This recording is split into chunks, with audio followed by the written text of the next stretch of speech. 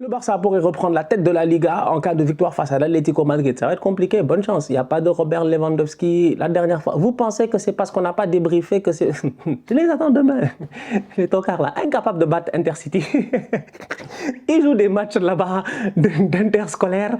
Ils vont en prolongation pour gagner 4-3.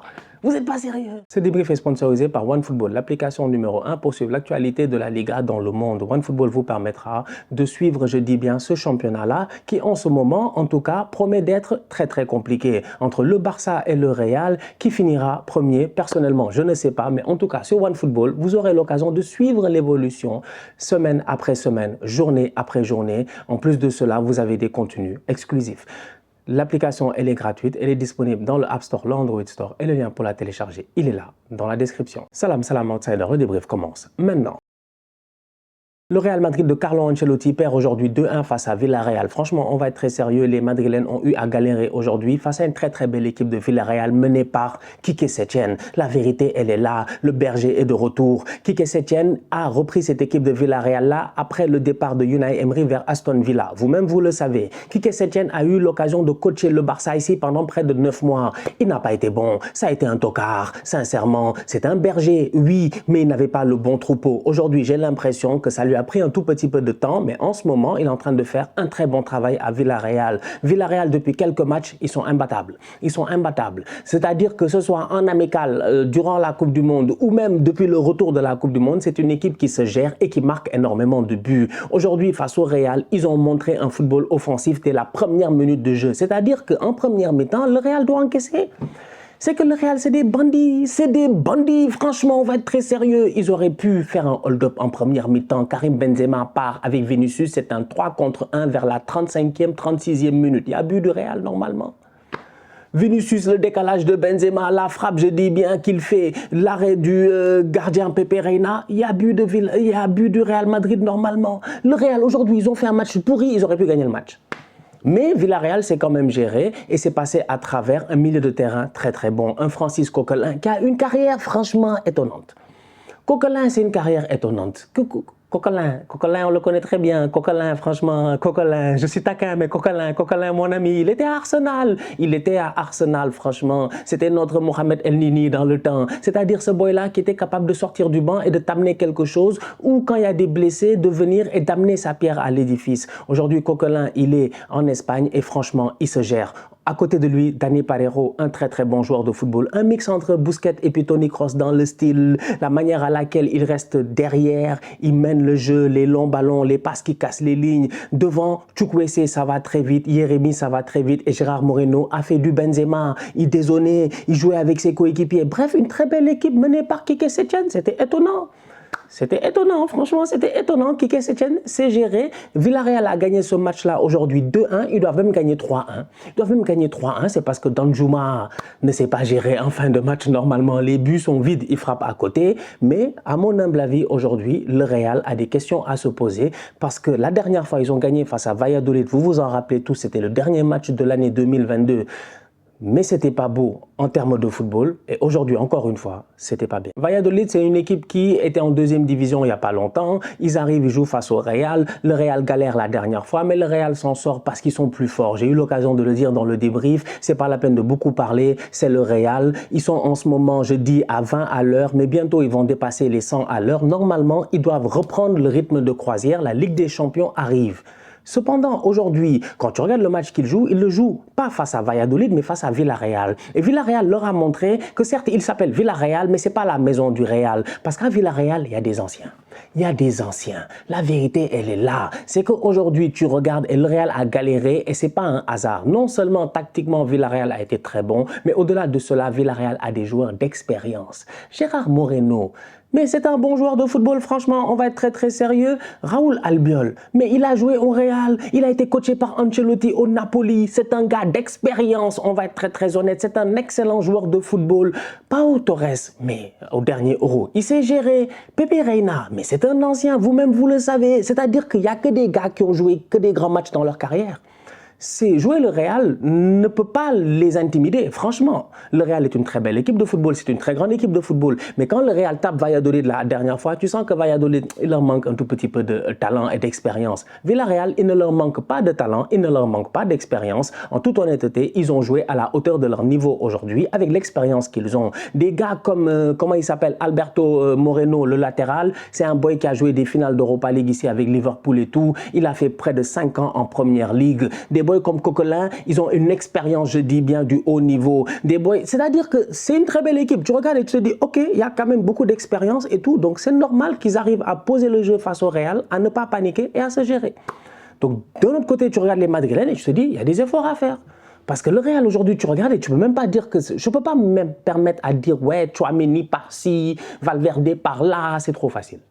C'est trop facile, franchement. Si tu es là à attaquer les boys individuellement, c'est trop facile. La question à se poser, c'est de savoir pourquoi Carlo Ancelotti ne réussit pas, je dis bien, deux choses. La première, c'est de mettre en place un système de jeu qui puisse nous rassurer. Nous tous, quand tu regardes le Real jouer, cependant, on regarde et on se dit, c'est téléphoné, on les connaît, on savait déjà que c'est comme ça que ça allait jouer, fait des Valverde, Vinicius, Benzema, etc.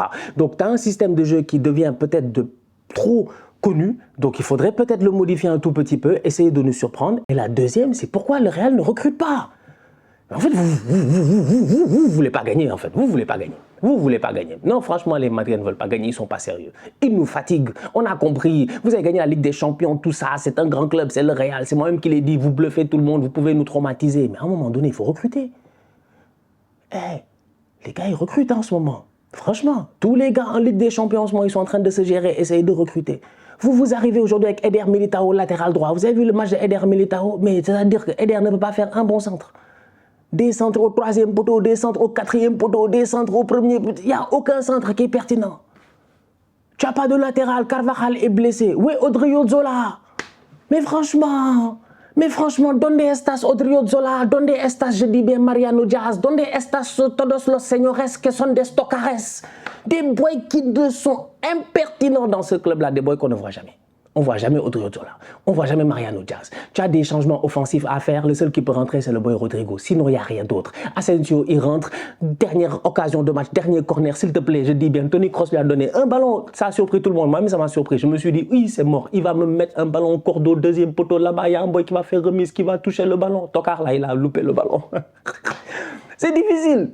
C'est difficile, franchement. Et puis, Asensio, il veut qu'on renouvelle son contrat, apparemment. C'est pour dire à quel point aujourd'hui le Real doit recruter. Ils doivent recruter. Défensivement, je pense qu'ils ont de bons joueurs. Alaba, Rudiger, tout ça. Il y a assez d'expérience, Militao, tout ça. Mais il n'y a pas de latéraux. Ferland Mendy, mais c'est pas sérieux. J'ai dit Ferland, il est sec. C'est moi qui l'ai dit. Ferland, Rudiger, tout ça, c'est les genres de boys. Ils te taclent. T'as le tétanos. Parce que Ferland, il est sec, il est chiant, il est tenace. C'est-à-dire, il te suit coast to coast. Il n'y a pas de problème. Au pressing, il est excellent. Mais en termes de relance de balle, c'est difficile. Ferland, aujourd'hui, le ballon qu'il donne dans l'axe là, mais c'est un crime. C'est que la dernière fois, tu peux faire ça face à Valladolid, comme je dis, ça passe. Mais face à Villarreal, quand tu vois la qualité des boys sur le terrain, c'est pas des tocards, c'est pas des nullards en fait. Donc aujourd'hui, au Real, il y a du travail. Carlo Ancelotti, Davide Ancelotti, la famille Ancelotti, franchement, les gars, vous êtes mal lotis. Vous êtes mal lotis, les Ancelotti, il faut se le dire. L'effectif n'est pas bon. L'effectif n'est pas bon. Je l'avais dit à Willou, je pense, en début de saison, on s'était amusé à faire un comparatif Barça-Real. J'avais dit l'effectif.